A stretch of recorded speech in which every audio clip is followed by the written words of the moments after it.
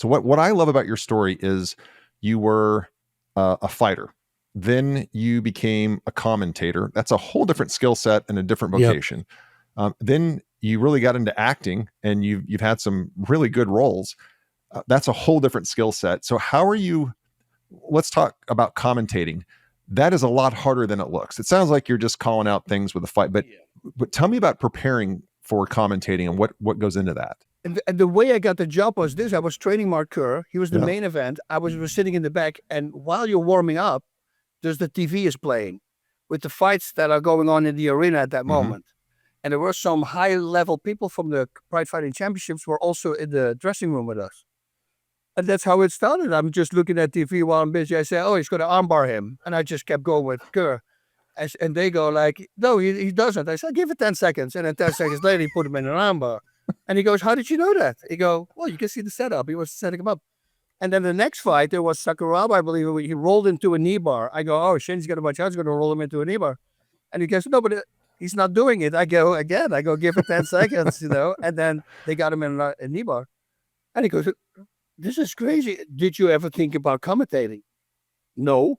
Do you want to commentate? In 2000, we have the tournament going on. It's the big tournament, 8-man tournament. And we need a commentator. Sure. So I come to the commentator. This you can see how a knucklehead I am. I never looked at commentators. I thought you just heard them. I never paid attention to any of that. So I didn't know to bring a suit. So I'm standing there at the bus with all the fighters coming in. We're going to the arena, and I'm standing there in my shorts, in my Hawaiian shirt, and my flip-flops. And they say, oh, you put the suit on the board already. I go, what suit? And they started laughing. They thought I joked. I go, no, nobody told me. I don't know. So now the director, thankfully, Michael Braverman, he was also a guy who did movies and shorts and all that kind of stuff. He says, don't worry about it. We'll come up with a funny intro. We're going to sit you here with like 6 geishas. They're going to feed you grapes. We're going to start with the guy, with your commentating partner in the arena. And he's going to send it to you backstage. And you're telling more stories. I'm sitting there, I got the grapes. And I go, yeah, 12 guys tried to attack me. I just beat the crap out. Oh, hey, how are you guys doing? Stephen, thank you very much. And then I would take it over from Stephen. I would talk about some fights, send it back to Stephen, and then he would bring it home. Yeah. And that became, everybody was like, God, it was the best opening ever. So now we had to start doing it every single show. Yeah. But it came out of a necessity because this dumbass got to bring his suit. You see, so those many times things are born like that. Yeah. As we were talking about it yesterday with Harrison Ford. You remember the big scene in Indiana Jones, the guy with the sword comes out and then he just grabs his gun, he shoots him, and he walks away. Well, that was a necessity because he was very sick that day. That wasn't in the script. There was this gigantic fight scene going on. But he was so sick that for fun, when the guy started doing it, he goes, yeah, puff. And then the director, everybody started laughing. They go, do that. That's way better. And then it became the iconic scene. But you see, it's again because something bad happened. Yeah. And then suddenly you have to switch the script, and that's the one everybody loves. Yeah. And that's what I love about life. Actually, now you think about it, I was driving around. This guy picked the fighters up for the Professional Fighters League. He was a black guy in a van, and he came to pick us up. And we were talking on the road from the airport, and he's talking about that he was, I said, the hip. No. So what's this famous rap song, My name's Wonder Mike, and I like to say hello. That from that band, that was that guy. And I go, really? He says, yeah. I said, when you're doing this, he says, oh no, I got a studio, all this I do just to talk with people. I love this. I go, man, this is crazy. So he starts telling me the story. And that song, they were practicing that in the van when they drove to a studio to record another song. And while they recorded the other song, one of them went, hey, that thing that we just did in the van, maybe we should record that. And they recorded it, and it became this mega hit. You see, it's all the time. It's things like you don't expect it, but you do it. And then it happens. That's what I said to people when you want to quit. I said, don't quit. There is this thing with the universe, with God, with Jesus, whatever, he will fulfill it if you want it enough. But, some people who say, it's not going to work for me. Maybe the next day it would have been there. It's like I was talking to Henry Winkler because he was in the movie with Here Comes the Boom. And I don't remember where he lived. I believe he lived at the West Coast and he was going to the East Coast to do auditions. Could be the other way around, but it doesn't matter. Yeah. So he was doing auditions. Auditions, nothing worked. He's also dyslexic. Dyslexic. So it Yep. was hard for him to get parts. And he was in the car going back to the airport, and it was over. He was no more acting. It was going to be over. And then he got a phone call, and he said, "You got to do this thing," and that was, of course, for the Fonz. Fonz. And he Wow. turned around and he got the job, and then he became the biggest name in that show. You see? But if he would have said no, we would have never heard of Henry Winkler. Yeah. But he said, "Okay, the universe is speaking. Let's go back and let's see." Yeah. And I think that's what people should do. You should, and also people who come in your path, for instance, partners, or who are not okay with your choices. Well, now you're gonna have to make a choice very fast, because I've seen some really good fighters destined to become champions got their careers kicked by their significant others because they weren't okay with it, and then they listen to that person. And then 10 years later, now they hate what they're doing, of course, what they did, because they should have tried it. And if your partner is not okay with it, finish it, wrap it up. What do you want the most? You got one life. Let's go for that one thing that you want, and then Yeah. find a partner who does like it. I think it's the most important thing. I see so many people, like I said, lose their careers because of their partner, and it's a shame. I would 100% agree that behind every great man and great woman is a great significant other that supports their goals, supports what they want to do, and gives them the leeway and the room, because there's going to be failure along the way. Oh, Gives a lot.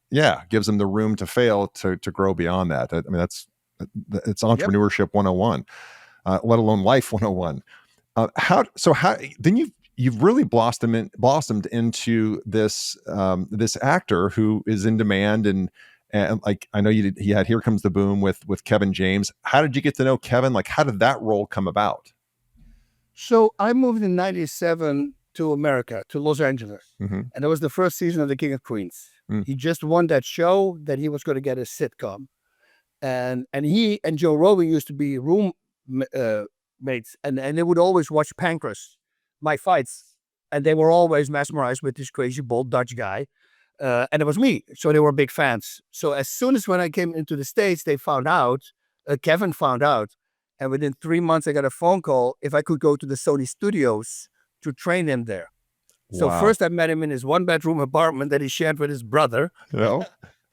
That's completely different now. Yeah. But he's the same person. He never changed. He's a really good guy. And then I just started, and after the first workout, I came home and I said, "Hey, he's me. Yeah. He's just me. He's a freaking awesome guy." And we just became good friends right away. So that was in '97. And then I started doing little parts for him in King of Queens.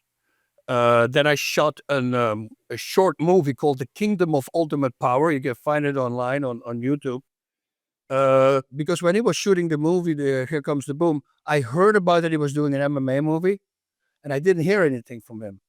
And it was the first time I asked him, because I never asked him anything before. I never go like, "Hey, man, can I be in the show?" I never did that. I never want to be that guy. The only thing I said, I wrote him an email and I said, "Listen, I hear you doing an MMA movie. I hope I have a part. I don't care if it's not a non-speaking part, a manager in the back, whatever it is. I'm good with everything." And then an hour later, I got a script, and he says, "You're Nico." So I go. He says, "I was already thinking about you." He said. So I start reading the script, and then the first scene is in that, for the citizenship class, and I thought that was the scene. I go, "Oh, I got a speaking role. Oh, nice."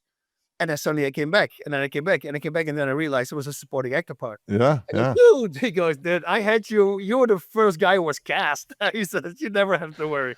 So how did this is the okay, fun part I want to please. say, because one of the guys from Sony was not okay with it. Well, the group was not okay with it. But then Kevin showed that short film that I did. That was a comedy where I'm very over the top. I'm Bas Rutten with 20 cups of coffee. I play this weird Vlad Rivka, a Russian crazy guy. And we won first prize at the New York Film Festival with the thing. So then Wow. Kevin gave him the movie, and he says, "Watch this." So then they were all okay with it except one. And I did the first scene. The first scene was the singing scene where I'm Highway Run, where I sing that thing. Yeah. And that was my first scene that I had to shoot for the movie. And I remember that guy was there. And he was very seriously looking the whole time. And then later on, when I was in my trailer, I got a knock on the door. and he came to apologize. He Wow. goes, dude, I had no idea. I mean, you're freaking great. A great Wow. actor. Thank you. So that was a really cool moment for me. Yeah. That is super cool. So again, I'm gonna rewind it because you told me how you came into commentating, and then I only imagine that you studied other commentators and really just the way you learn. How did you learn how to act? Because again, it looks easy on film, but it's acting is very, very different than what people think it is. So how did you Yeah. learn that? You see, everything helped me. It was the perfect order. Now I realize, oh God, it's just planned. It's just planned out, Yeah. because if you do a live opening of a show, well, you can't mess up one thing. Yep. So that by itself was preparing me already for my movies. Yeah. Then also when I came to America, immediately within 3 months, I started taking acting classes because I knew Okay. eventually after fighting, I would love to do that. Maybe stunts, maybe acting. I was more stunts and fight choreography. That was my mind set. But then I realized how difficult it is to do a monologue, your first monologue in front of 30 kids that you don't know. Good luck with that, dude. Your freak is sweating bullets. It's very nerve-wracking. Like in the beginning with fighting, I will be more nervous for interviews than for fighting. Fighting is easy, but the interviews make me nervous. But you do it, and then now it's easy. And it's the same with and that's the same what the live on camera did for me. And then I had a TV show. We did 431 shows on Access TV. That Yeah, was that's also a right. live show about mixed martial arts. That's right. So you can't mess up. You learn how to deal with making mistakes and then fixing them live, and that's a really good skill to have when you go to acting. So now if something goes wrong, at least you can still handle all the pressure. You can still do it, and I think that helped me a lot. But yeah, taking acting classes in the beginning as well. And then it's very important, the crew you hang out with, the director, if they're very pushing and, especially if it's one of your new jobs, it's very stressful. I remember my very first TV show I did. I was a bank robber. I had to wear a wig, glasses. It was a freaking nightmare. 18 Wheels of Justice was the name of the show. That's awesome. I memorized everything, and then action. What's my line? Got my line immediately.